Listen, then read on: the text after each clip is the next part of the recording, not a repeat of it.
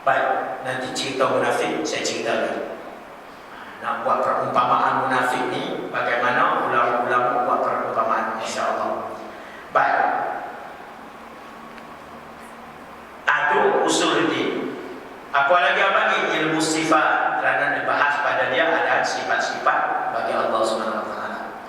Sifat yang wajib bagi Allah, sifat mustahil yang tak boleh ada pada Allah, sifat yang harus bagi Allah. Nak jawab pula sifat wajib bagi Rasul, mustahil antar Rasul, dan juga yang harus bagi Rasul. Nak jawab di dalam ilmu ini, kata dinamakan ilmu sifat. Baik. Dan bicara ilmu ini, berbicaraan ilmu ini, nak bicara masalah apa? Yang panggil mabadi, perkara apa panggil permulaan bagi ilmu ini, kita kena tahu beberapa perkara permulaannya. Dan bicara ilmu ini, ilmu tauhid, ilmu usul, nah, ilmu tauhid, ilmu usul, ilmu kalam, ilmu sifat. Bicara apa? Yaitu nak bicara pada zat Allah. Nak bicara pada zat Allah. Nak bicara pada zat Allah, bukan kita nak kenal hakikat zat Allah. Sini jangan salah faham. Setengah orang nak cari macam mana zat Tuhan, duk bagaimana macam mana. Kalau orang tanya saya, Tuhan ni macam mana zat dia? Saya jawab kata, zat Tuhan tak ada macam. Passion mana dia tak ada passion. Lagu mana tak ada lagu. Pasal apa saya kata gitu? Kerana mengikut akan jawapan bagi Nabi SAW apabila ditanya oleh orang bagaimana zat Allah, dia kata, ra'aitu bila kaifin wala hasab. Aku melihat zat Allah tetapi dengan tidak ada cara. Tak ada cara. Bila kaif, lagu mana, passion mana, style mana, tak ada. Itu bagi cara. Dengan tak ada cara, walan hasab, dan juga tak dapat nak menghabisi. Tak dapat nak menghabisi makna tak boleh nak cerita. Padahal Nabi sendiri tengok, nah, dengan mata kepala dia. Tengok dengan mata kepala dia. Macam mana? Mata ada pada kepala dia. Iaitu dia tengok dengan mata lendir dia. Ni mata ni. Walaupun ada perbahasan yang mengatakan Nabi tengok Allah Ta'ala di dalam mimpi. Kalau mimpi orang tak faham. Siapa pun boleh tengok Allah Ta'ala dalam mimpi. Tuan-tuan boleh tengok. Tuan-tuan boleh tengok Allah Ta'ala dalam mimpi. Waktu tidak ada bahasa. Tapi yang dikatakan Nabi tengok, yaitu faqad ra'ahu. Sebagaimana dia disebut dalam hadis yang diriwayatkan daripada Ibnu Abbas radhiyallahu anhu. Adapun hadis yang diriwayatkan oleh Siti Aisyah, ada juga Aisyah meriwayatkan tentang Nabi melihat Allah Ta'ala, tapi kata dia dengan mata hati, bukan dengan mata ni. Kita nak pegang hak mana? Boleh pegang tak? Hak mana lagi kuat? Ibn Abbas lagi kuat. Pasal apa? Pasal Ibn Abbas selalu bersama dengan Nabi. Dan pada ketika itu Aisyah belum lagi berkahwin dengan Nabi. Yang dikatakan dia awak panggil saghirus sin. Apa makna saghirus sin?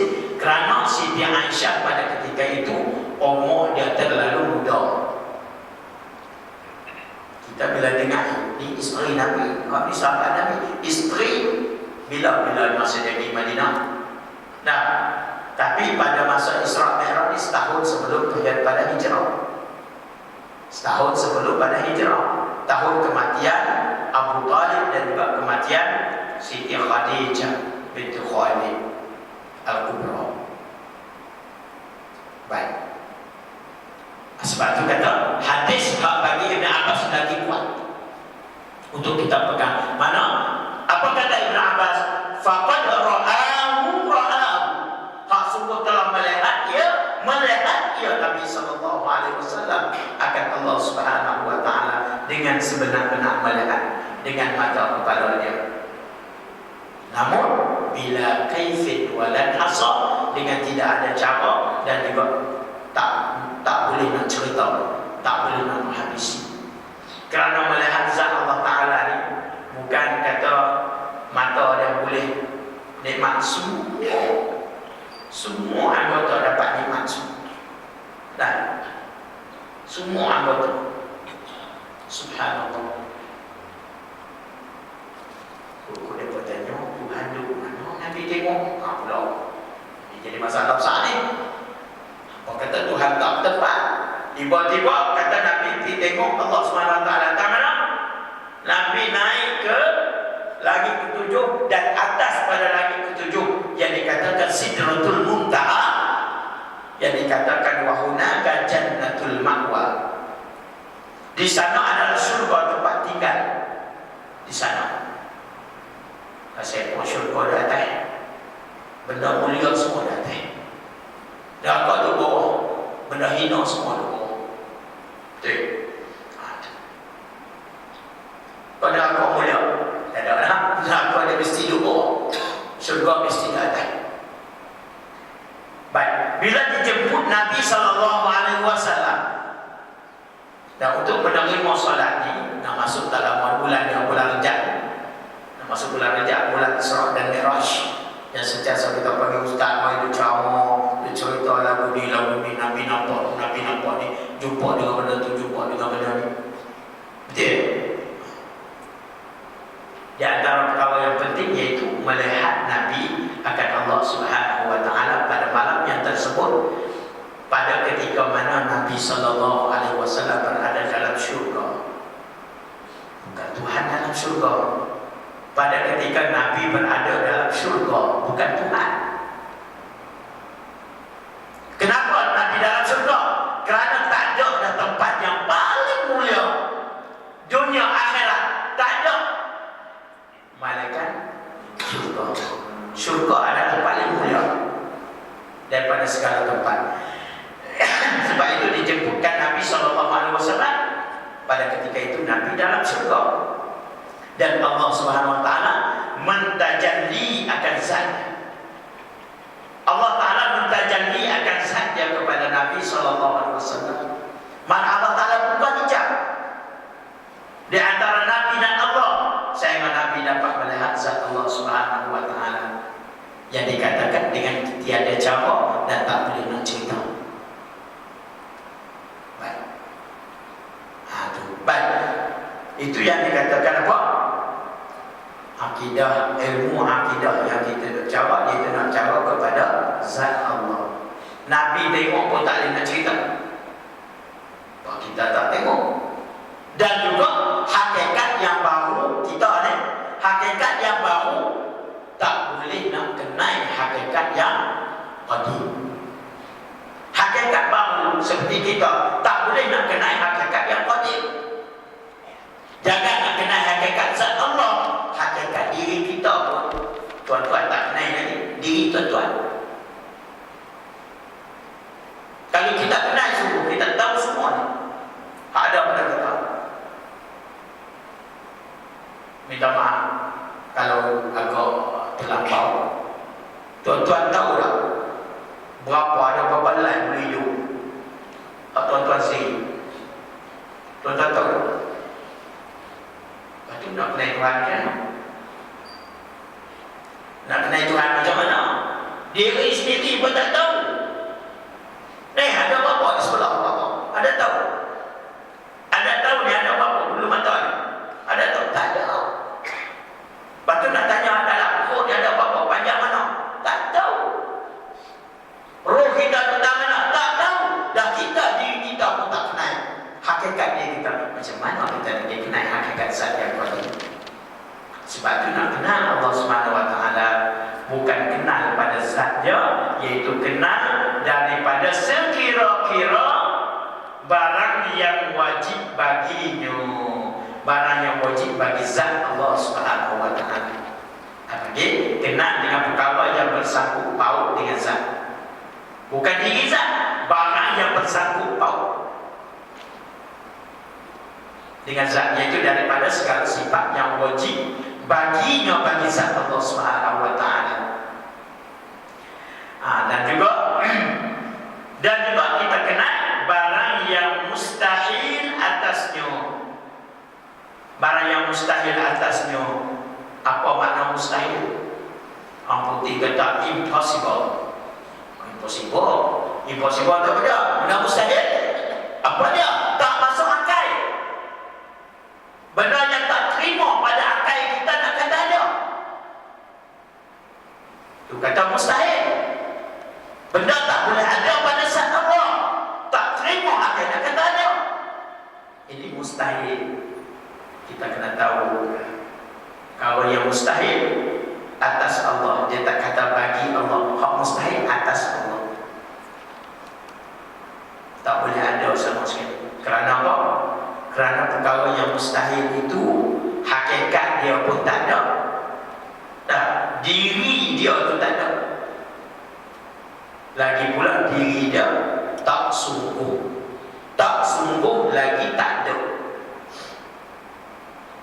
Tak sungguh lagi tak ada. Ada bahawa wajib, benda sungguh lagi pula ada. Itu mustahil. Dan barang yang harus baginya, harus bagi zat Allah Subhanahu wa taala. Mana kita kena kenal beberapa perkara. Satu, perkara yang wajib, barang yang wajib bagi zat, yang mustahil atas zat, dan juga barang yang harus bagi zat Allah Subhanahu wa taala. Berapa sifat harus? Satu. Dan satu harus, iaitu harus Allah Ta'ala mengadakan mungkin, dan harus Allah Ta'ala meniadakan dia akan mungkin. Boleh Allah Ta'ala nak buat mungkin pun tak apa, dia tak nak buat pun tak apa. Harus. Tak ada wajib, tak ada mustahil. Harus saja. Itu pilihan Allah, dikehendaki oleh Allah. Siapa tadi nak paksa dia? Dan kalau dia kadang nak buat, lalu dia buat. Macam kita dah baca satu ayat mana innama amruhu idza arada syai'an ay yaqula lahu kun fayakun. Apa tuan-tuan faham dengan ayat ni? Saya tanya. Pasal ada orang faham Tuhan menjadikan semua ini dengan kun. Bila Tuhan kata kun, lalu ada. Jadi olehmu, jadi. Jadi olehmu, jadi. Orang faham lagu tu.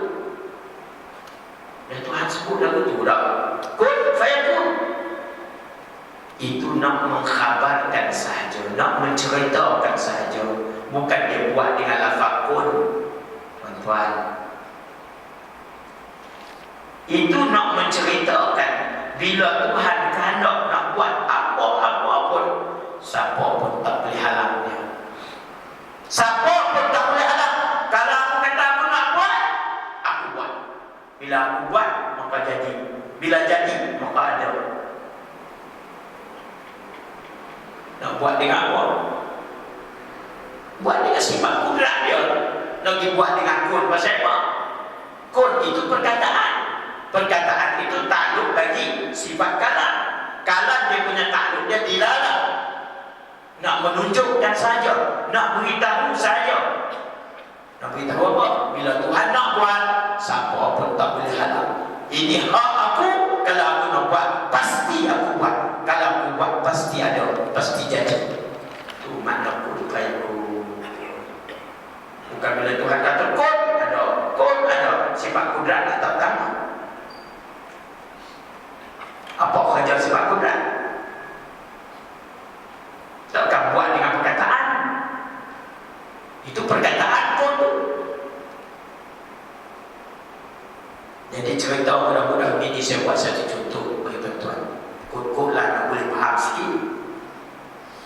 Macam ada orang kaya, kebun dia banyak, dah beratus-ratus hektar, ada sawit, ada dokok, ada durian, apa semua ada.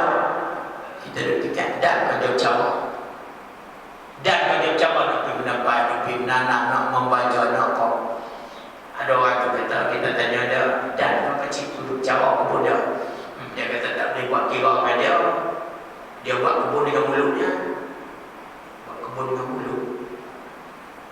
Jadi perkataan. Ini sama buat kebun dengan mulut. Kita fikir macam mana buat kebun dengan mulut. Dia tanam pokok dengan mulut lah. Dah, oleh kerana dia orang kaya, dia kata man, hampir baca sah, man, hampir menebas sah, man, hampir tanam sah. Dia buat dengan mulut dah. Tapi hal letih sama. Kawan tu duk menyangkut hidup apa dah. Maknanya kita cerita kata dia buat dengan mulut. Pada hakikatnya itu arahan sahaja. Arahan sahaja. Dia gaji orang. Ada juga macam. Kebun dia hidup lah, hidup. Dia buat dengan mulut hidup juga lah, hidup. Faham tak? Sama juga tadi. Allah Ta'ala kata kun, kita kata kun, nak cerita kata bila Allah Ta'ala nak buat apa, dia kata siapa pun tak boleh tahan dia, siapa tak boleh sekat dia, siapa tak boleh halang dia, tak boleh siapa pun kecuali Allah Ta'ala akan mengadakan dia. Bila ada maka jadi, bila jadi hasilnya